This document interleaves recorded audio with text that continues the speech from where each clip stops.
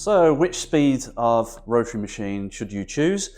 If you think about the speed of rotary machines as a spectrum, with the lowest speed at one end and then the burnishing machines at the high end of the spectrum, the lower end is more for scrubbing tasks, the higher end is more for polishing tasks.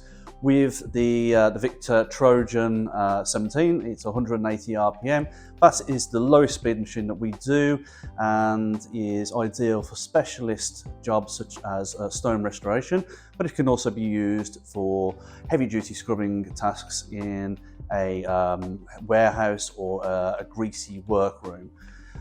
Moving up from that, you have the standard speed machines at 230 RPM. Which is used for periodic cleaning, scrubbing tasks, and with the right attachment can also be used for carpet cleaning.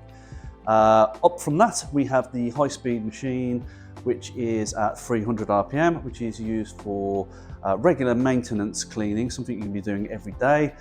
Spray cleaning, so you have a trigger spray bottle with some chemical, spray down on the floor just a fine mist, and then use the machine just to keep the floors looking good and keeping a shine on the floor at the same time. At the high end of the spectrum, we have the burnishing machines, which are used for building up a really high shine in a quick time.